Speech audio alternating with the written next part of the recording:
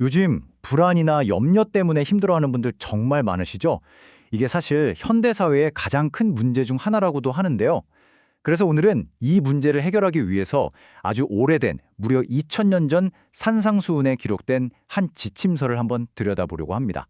놀랍게도 이게 지금 우리한테 딱 맞는 해결책을 제시하고 있거든요. 하나하나 같이 살펴보시죠. 자, 그럼 이게 얼마나 심각한 문제인지 먼저 데이터부터 한번 볼까요? 이거 보세요. 정말 놀랍지 않나요? 최근 5년 사이에 20대 우울증 환자가 무려 127%나 늘었고요. 불안장애 환자도 87%나 급증했다고 합니다. 이게 다른 연령대랑 비교했을 때 가장 가파르게 오르고 있는 거예요. 근데 이게 다가 아닙니다. 번아웃 문제도 심각해요. 최근 조사를 보니까 청년 3명 중에 1명은 번아웃을 겪어봤다고 하더라고요. 그럼 그 원인이 뭘까요? 가장 큰 원인, 거의 절반 이상인 55%가 바로 미래, 그러니까 내 진로에 대한 불안감 때문이었다고 합니다. 자, 이렇게 다들 불안해하고 힘들어하는 현실인데 오늘 우리가 살펴볼 이 고대 문서는 아주 그냥 딱 잘라 말합니다.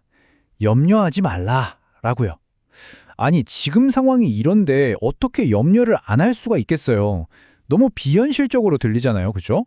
과연 이 말이 어떻게 우리에게 해답이 될 수 있을지 지금부터 한번 알아보겠습니다.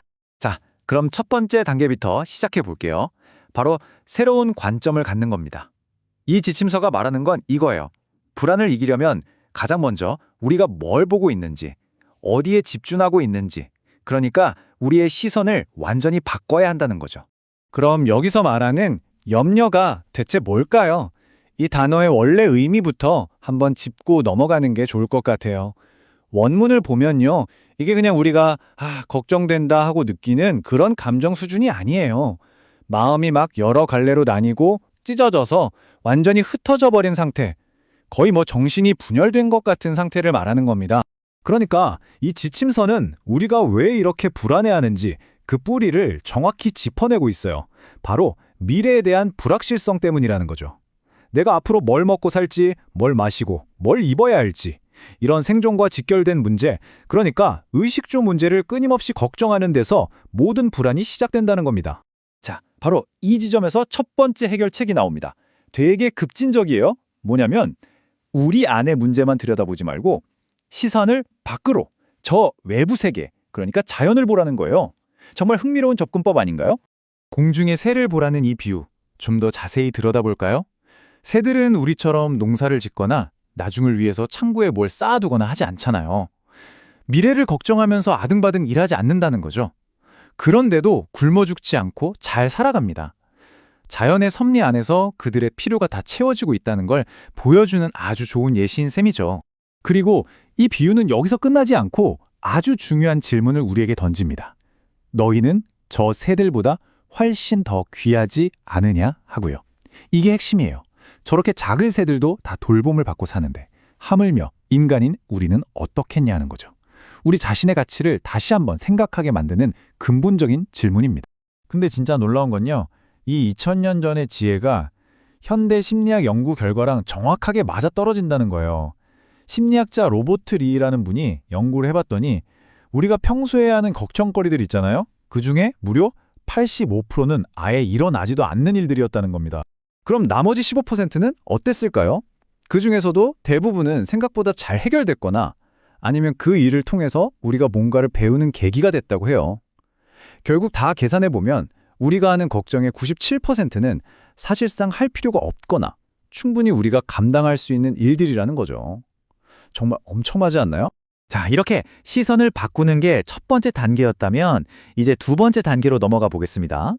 여기서 한 걸음 더 나아가는 거예요. 단순히 보는 걸 바꾸는 게 아니라 나와 세상, 그리고 보이지 않는 어떤 공급자와의 관계 자체를 다시 설정하는 겁니다. 바로 실외의 관계로요. 이번에는 또 다른 비유가 나오는데요. 바로 들에 핀 꽃, 백합화입니다. 이 지침서는 우리에게 들의 꽃이 어떻게 자라는지를 한번 보라고 해요. 걔네들이 막 힘들게 일하거나 옷감을 짜지 않는데도 그 자체로 얼마나 완벽하게 아름다운지를 말이죠. 이 비교를 보면 그 의미가 확 와 닿으실 거예요. 인간이 만든 것 중에 최고라고 하는 예를 들어 최고급 실크 옷감 같은 것도 현미경으로 들여다보면 짜임이 거칠고 매듭도 보이고 한계가 뚜렷하거든요. 근데 저 꽃잎은 어때요? 가까이 다가가면 갈수록 그 완벽하고 질서정연한 쇠프 구조가 드러나면서 정말 경이롭다는 생각밖에 안 들죠. 이 지침서는 당시 이방인들이라고 불리던 사람들의 사고방식을 설명하는데요. 이게 바로 라틴어로 도 우트 데스, 즉 내가 주니까 너도 달라 난 식의 거래적인 관계를 말합니다. 내가 신에게 뭔가를 열심히 바쳐야만 그 대가로 물질적인 복을 받을 수 있다고 믿는 거죠. 자, 여기서 두 가지 삶의 모델이 딱 비교가 됩니다. 한쪽은 거래적 모델이에요. 두려움을 바탕으로 끊임없이 신의 비위를 맞추면서 생존을 보장받으려는 거죠. 반면에 다른 한쪽은 관계적 모델입니다. 마치 자녀가 부모를 믿듯이 나를 돌보는 존재가 내 필요를 이미 다 알고 제공해준다는 걸 신뢰하는 거예요.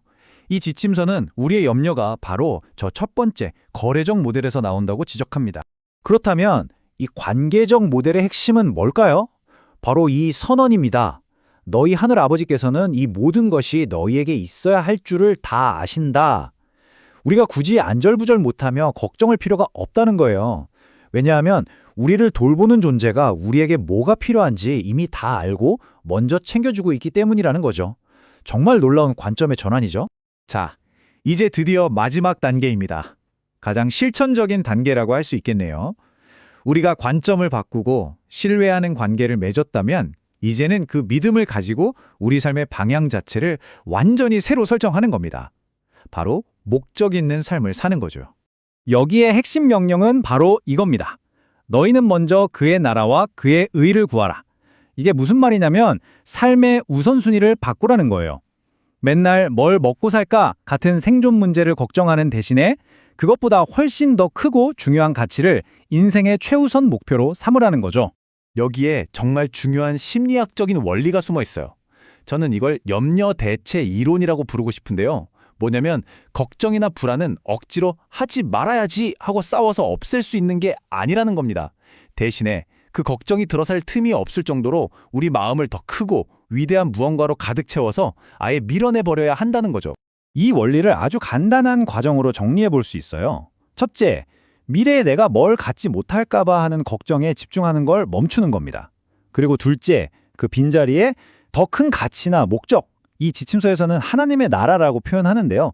그걸로 마음을 꽉 채우는 거죠. 그러면 셋째, 자연스럽게 그 더 큰 목적이 우리 마음을 꽉 채워서 자잘한 염려가 비집고 들어올 공간 자체가 사라져버리는 걸 경험하게 된다는 겁니다.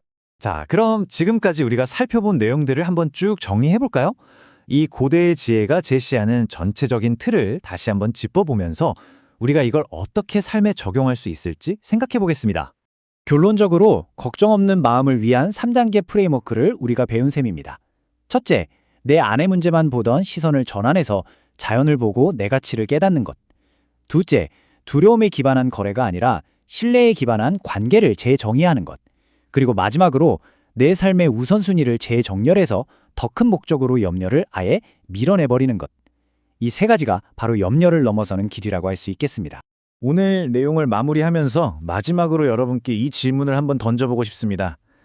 여러분의 삶에서 자잘한 걱정이나 불안이 끼어들 틈도 없이 여러분의 마음 전체를 가득 채울 수 있는 그 더 큰 목적. 과연 그것은 무엇일까요? 한번 깊이 생각해 보시는 시간이 되셨으면 좋겠습니다.